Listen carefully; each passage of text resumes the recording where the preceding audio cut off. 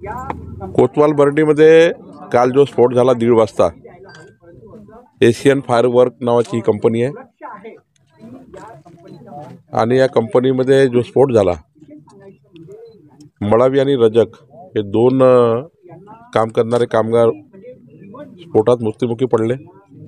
3 जखमी आहे।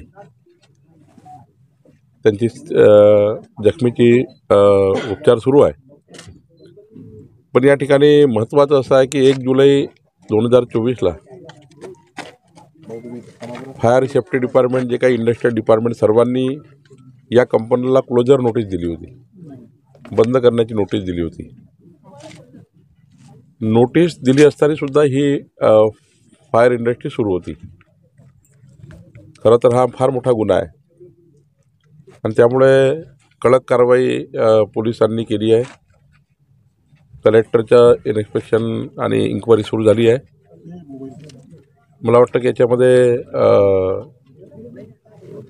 आम्ही आता संपूर्ण ची चौकशी करणार आहोत आणि जे जे दोषी आहेत, म्हणजे मॅनेजर असतील, मालक असतील, सर्व मालकच दोषी असतो आणि मॅनेजरही दोषी आहे, या सर्वांवर कडक कारवाई करण्याची शासनाने निर्देश दिले आहे। परिवारालाही त्या ठिकाणी मदत करण्याचा प्रयत्न आमचा आहे। शासनाकडूनही त्या परिवाराला मदत करण्याचाही आम्ही सुरू केलेला आहे। पण दोष पूर्ण इंडस्ट्री चालवणे आणि ही कंपनी चालवणे यामध्ये हा फार मोठा दोष आहे। पण त्यामुळं याच्यावर आता पुढे इन्क्वायरी होऊन आम्ही कारवाई करू। घेतो विकतो आणि आमदारांनी, तुमच्या स्थानिक आमदारांनी, चरण ठाकूर यांनी मागणी केली आहे की सोहेल अमीन नावाच्या व्यक्तीवरती कारवाई होईल। तो व्यक्ती सध्या कुठे आहे? तुमच्या काही हाती लागला आहे?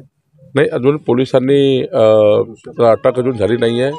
त्याची अटक लवकरच होईल, कारण ऑलरेडी क्लोजरची नोटीस दिली होती 1 जुलैला आणि बिना शासनाच्या परवानगीने किंवा जे काही नियमाप्रमाणे सुरू नव्हतं। मला असं वाटतं की याच्यामध्ये पोलिसाची इन्क्वायरी उद्यापर्यंत पूर्ण होईल आणि त्यामध्ये मग दोषी जे जे असतील त्या सर्वांना पोलीस अटक करतील। पेसचं ऑफिस नागपूरमध्ये, head office petroleum explosive safety ऑर्गनायझेशनचं हेड ऑफिस नागपूरमध्ये आहे। नागपूरमधूनच सगळे लायसन्सेस जे आहे ते इश्यू केले जातात देशभरामध्ये। त्यामुळे नागपूरसाठी अपॉर्च्युनिटी पण आहे ही की असे खूप साऱ्या इंडस्ट्रीज नागपूरमध्ये आलेल्या आहे, कारण की हेड ऑफिस नागपूरमध्ये आहे। त्यामुळे या इंडस्ट्रीज पण राहिल्या पाहिजे, सेफ्टी पण राहिली पाहिजे, उद्योग पण चालले पाहिजे आणि काम हजारो लोक या इंडस्ट्रीवर डिपेंड आहे। त्यामुळे सेफ्टी पण आणि पेसोचं नागपुरात ऑफिस, त्यामुळे काय डेव्हलप नाही, पूर्ण आमचं जे काही त्यांचं ऑफिस आहे, ज्या ज्या बाबी या ठिकाणी पाडून, म्हणजे नियमाचे पालन करून अशा इंडस्ट्री चालवल्या पाहिजे। कारण फार सेन्सिटिव्ह त्या ठिकाणी काम आहे।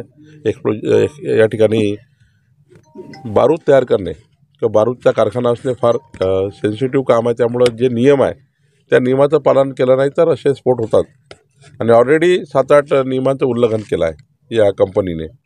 त्यामुळं मला असं वाटतं हा सिरियस गुन्हा आहे।